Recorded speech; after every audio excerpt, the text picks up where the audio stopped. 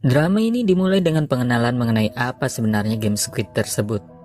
Ini merupakan permainan masa kecil, dengan anak-anak dibagi menjadi dua tim yaitu pertahanan dan serangan. Untuk menang, penyerang diharuskan menyentuh tempat kecil yang tertutup. Tetapi, jika pemain bertahan mendorong lawan keluar dari area permainan yang tertutup, lawan akan mati atau kalah. Gi-hun tinggal dengan ibunya. Dia diberikan sejumlah uang untuk ulang tahun putrinya. Ketika ibunya pergi, Gi-hun mengambil kartu ibunya lalu mengambil uang di ATM yang kemudian menghabiskan sedikit uang yang dia miliki untuk berjudi dengan kuda. Dia memenangkan dalam taruhan itu, tetapi dia kehilangan kekayaan barunya saat dikejar oleh beberapa preman.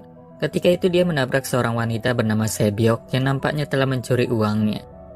Para preman menghadapi Gi-hun yang punya waktu 1 bulan untuk melunasi hutangnya, atau biayanya akan diganti dalam bentuk organ vitalnya.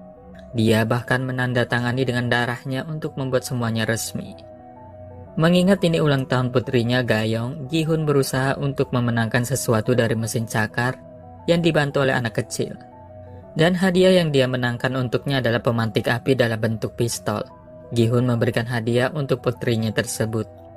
Ketegangan tinggi di antara Gi-hun dan mantan istrinya terjadi ketika dia mencaci maki Gi-hun membawa Gayong kembali terlambat, meskipun hanya 10 menit melewati waktu ditentukan. Esok hari Gi-hun didekati seorang pria kaya yang mengajaknya memainkan permainan dakji yang berisiko tinggi di stasiun kereta. Gi-hun tidak memiliki 100.000 won untuk dipertaruhkan.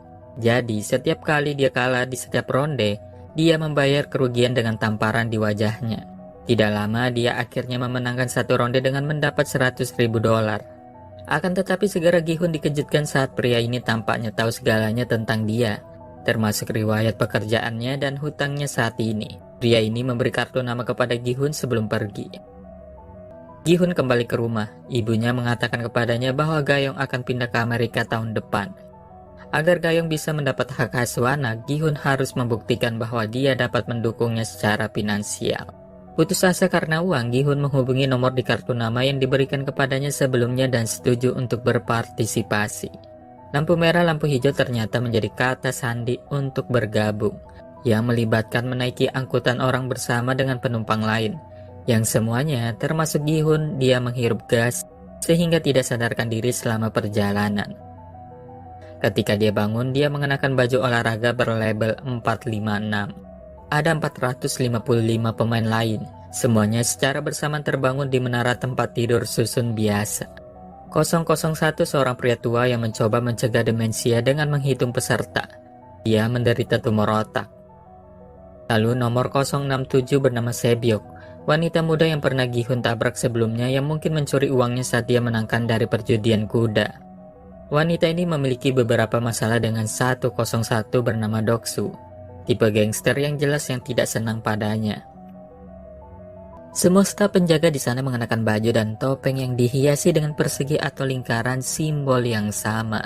Salah satu dari mereka menjelaskan bahwa setiap orang yang hadir berada di ambang kehancuran finansial dan berdiri untuk menghasilkan banyak uang dengan memainkan 6 pertandingan selama 6 hari ke depan. Hadiah uang akan diakumulasikan di celengan raksasa yang digantung di langit-langit. Semua orang setuju untuk berpartisipasi dan dipimpin melalui proses check-in raksasa yang membuat mereka menaiki beberapa tangga menuju ke ruang permainan. Sementara itu, sosok misterius dengan tudung dan topeng hitam disebut dengan frontman yang bertanggung jawab atas seluruh operation ini.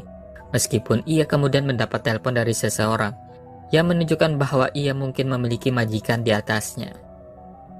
Sangwoo nomor 218 juga bermain. Gi-hun mengenal dia dan ibunya yang yakin dia berada di luar negeri dalam perjalanan bisnis. Lampu merah, lampu hijau ternyata tidak hanya menjadi kata sandi untuk game pertama tetapi juga game itu sendiri. Versi dari game taman bermain di mana pemain bergerak di hijau dan berhenti di merah. Jika pemain tersingkir dari permainan, pemain akan ditembak mati. Begitu para peserta menemukan ini, kebanyakan dari mereka berusaha melarikan diri dan dibunuh secara massal. Para pemain yang tersisa tidak punya pilihan selain bermain bersama. Gi-hun berhasil melakukannya. Itu karena berkat campur tangan pemain lain nomor 199. Dia bernama Ali, yang menangkapnya saat dia akan melakukannya. Permainan ini berakhir dengan atap dari game room yang menutup saat sorotan dari udara yang mengungkapkan bahwa game tersebut berlangsung di hutan lebat di tengah beberapa pegunungan. Usai permainan ini, staf permainan diam-diam memproses peti mati. Masing-masing dihiasi dengan busur merah dari semua pemain yang tersingkir dari game pertama. Saat tutup, salah satunya didorong terbuka oleh jari-jari yang bertanya dari penghuninya yang jelas masih hidup. Seorang staf mendorong tutup peti mati dan memakunya hingga tertutup. Selama jeda di antara permainan, Gi-hun berterima kasih kepada Sang-woo dan kontestan lain yang membantunya selama pertandingan. Ini berumur pendek saat staf tiba di asrama besar.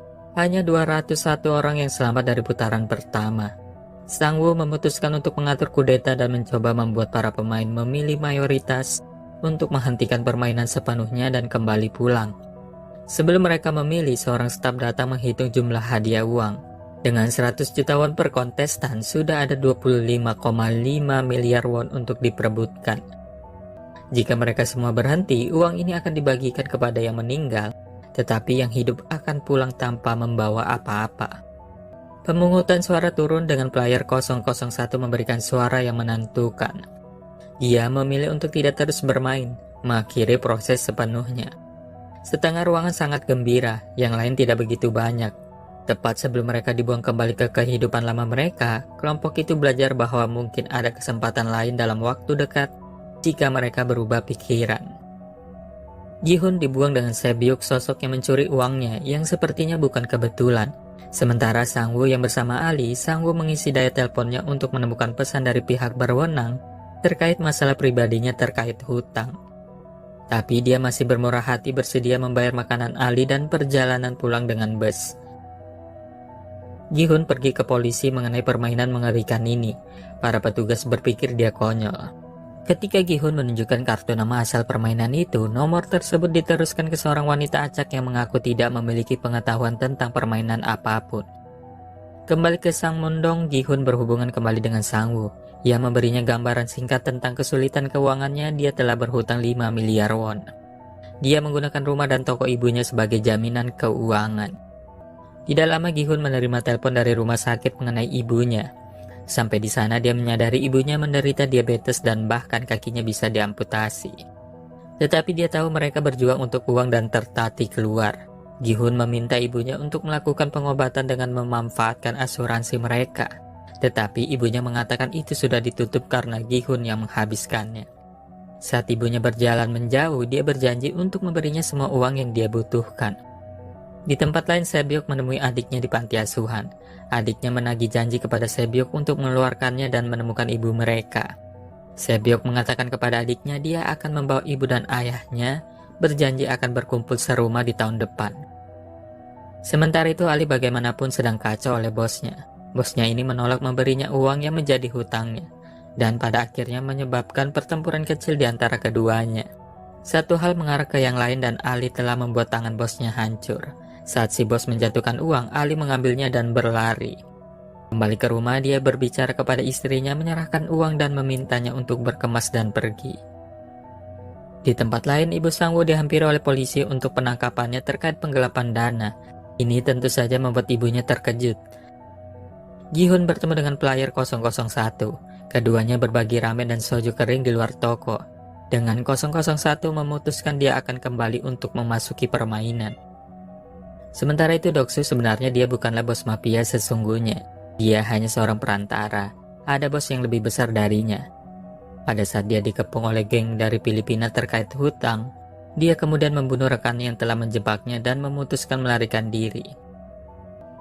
Salah satu petugas polisi yang percaya cerita Gi-hun terkait permainan mengerikan ini adalah Junho. Junho memiliki alasan sendiri untuk terlibat, berawal dari saudaranya yang juga menerima kartu nama dan diduga hilang. Dia ingin bantuan dari Gi-hun namun Gi-hun menolak melakukannya, tetapi Gi-hun menerima kartu namanya sendiri saat dia muncul di rumah. Sekali lagi, Gi-hun, Doksu, Sang-woo, Sapyeok, dan Ali bersiap menjadi bagian dari permainan mengerikan ini sekali lagi, dengan rela memasuki mobil dan membiarkan diri mereka dibius. Hanya saja, Junho kebetulan sedang menyaksikan dari belakang dan dia membuntuti mereka di mobilnya sendiri. Menariknya, di dalam mobil, Sebyuk sadar dia berpura-pura tersingkir dari gas, dan episode ini berakhir.